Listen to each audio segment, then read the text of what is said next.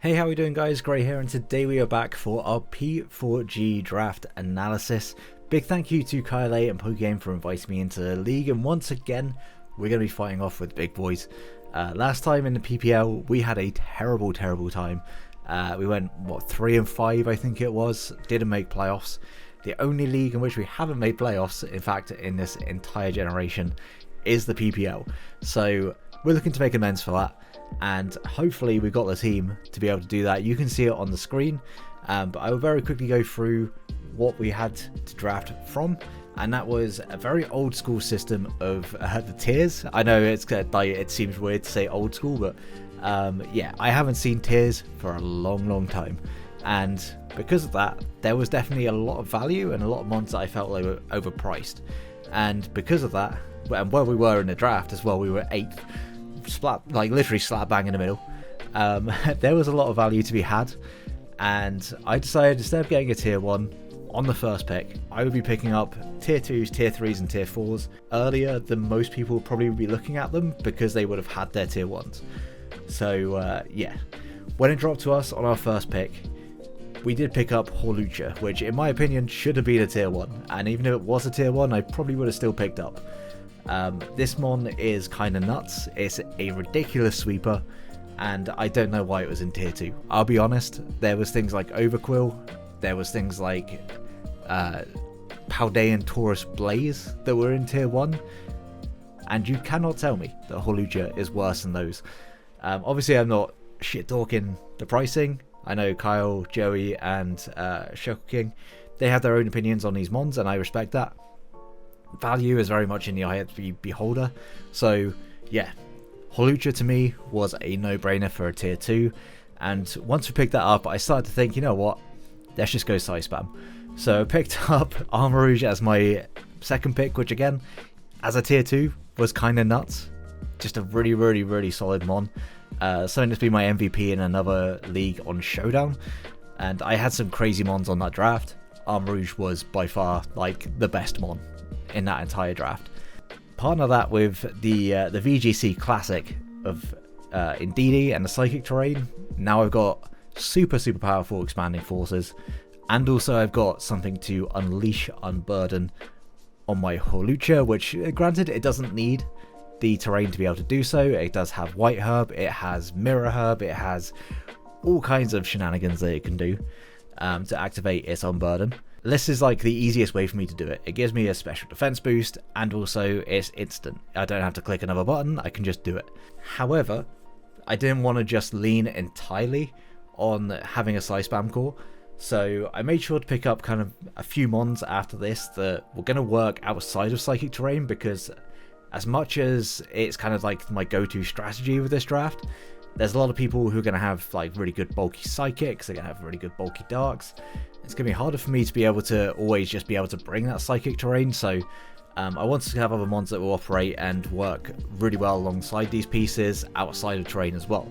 So I picked up Florges and Duraludon as something of a defensive backbone for my team. Just in 2 mons I have the Fairy Dragon Steel Core, as well as 2 very strong special attackers. Duraludon also gets Swords Dance, so don't write out the physical set.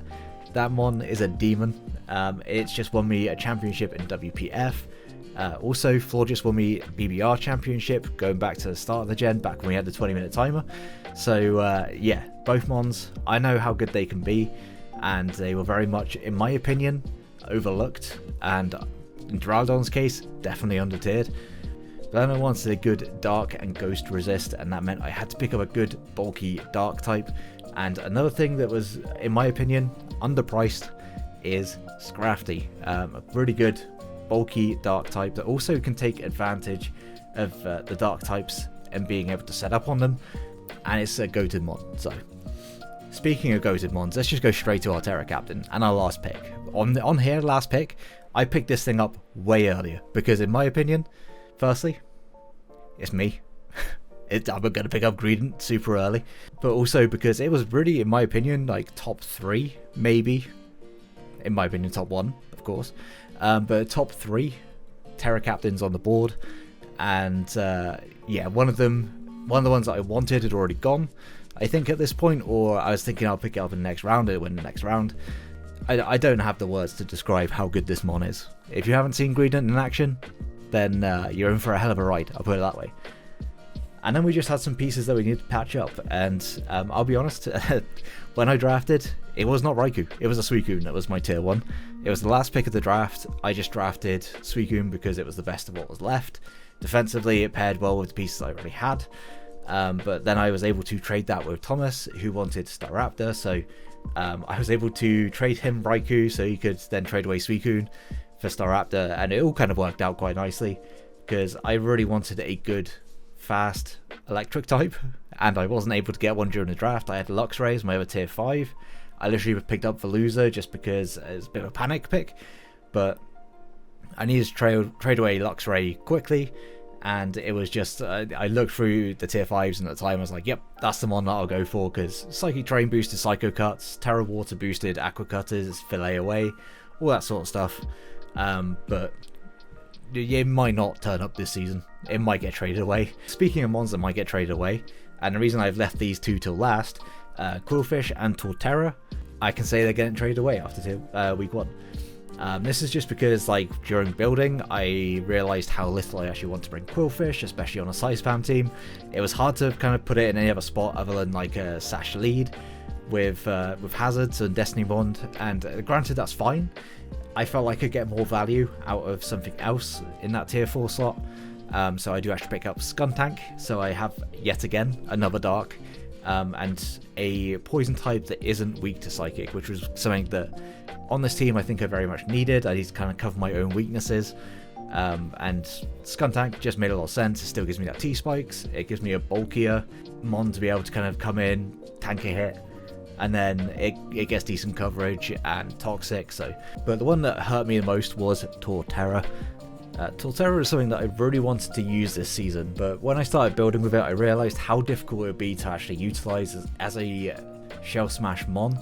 Mainly because, like, firstly, Hawlucha wants to be like my main win condition, my main sweeper, and yes, Shell Smash can do the job of kind of breaking for Hawlucha to come in later, but if I've only got like 1 or 2 chances at most to be able to set up the Psychic Terrain to allow one of these mons to sweep, I never want it to be Torterra, I always want it to be Hawlucha, or armarouge, or even like Veluza at the start of this draft.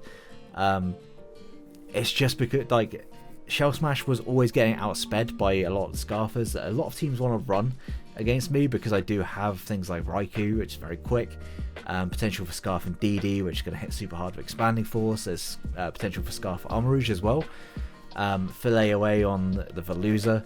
There was just too many things that I felt like they wanted to run a Scarf for. There's a lot of ice coverage going around, and with Hawlucha being my other sweeper, that coverage is going to suck. So instead of Torterra from week 2, we will have Sinistra, which gives me a Ghost type, which again can bully the Psychic types that are almost definitely coming against my team. And also I've dropped Veluza to pick up Whiscash, because firstly I needed Hazards, and also Whiscash is kind of going. It gives me Stealth Rock, gives me Spikes, and it's a Terra Captain. It can be Dragon Dance as well, which, yeah, so the team from week 2 will look a little bit different, but the basis, or the core of the team still looks the same. It's going to be a lot of Size Spam, with good bulky pieces, and then things like Raikou that are going to be able to be good pivots. And yeah, then there's Greedent. What more could you want? I should probably say that my Terras on Greedent, as you can see on the screen, are normal, Ghost, and Poison for week 1. Poison becomes Fairy. I just wanted to try a different Terra type on it. I built with Terra Poison, didn't like it, so that's going to be Fairy from week 2. And of course Veluza is going to change to Whiscash, which will have Water, Poison, and Flying, mainly because I want 2 types that resist Grass, and then Water is just a really good offensive and defensive type. So even though Whiscash may not be the best mon on paper, it can do the job, and I think it can do that job better than Quillfish can, especially on a Size Spam team where Psychic types are going to be running wild against my team, which is no reason why I picked up Sinistra and Skuntank. It just dissuades those Psychic types a little bit more, so maybe Hawlucha can come in, maybe Armarouge can do the work. But yeah, that's going to be the team. I'm super excited to use it. I don't normally use like gimmick teams, so using Psychic Terrain is going to be a whole new experience for me. It's going to be a learning curve for sure, and I'm excited to use it. It's a very, very fun team, very click buttons, which, you know, is always fun. And we've got a really cool schedule. I'm super happy to face everybody that is on my schedule. A lot of people that either I haven't faced for a long time, or have faced maybe once, or not at all. And our week 1 will be against our good friend Jay Ricky, which will be up next Sunday, hopefully a little bit earlier than this video has been up. And yeah, that's going to be a really fun matchup. We are long-time friends / rivals. We've had some battles, to say the least. The last one, I definitely hacked him out. And I like to say that I didn't, but I definitely did. So yeah, if you're looking forward to this season, I know I am.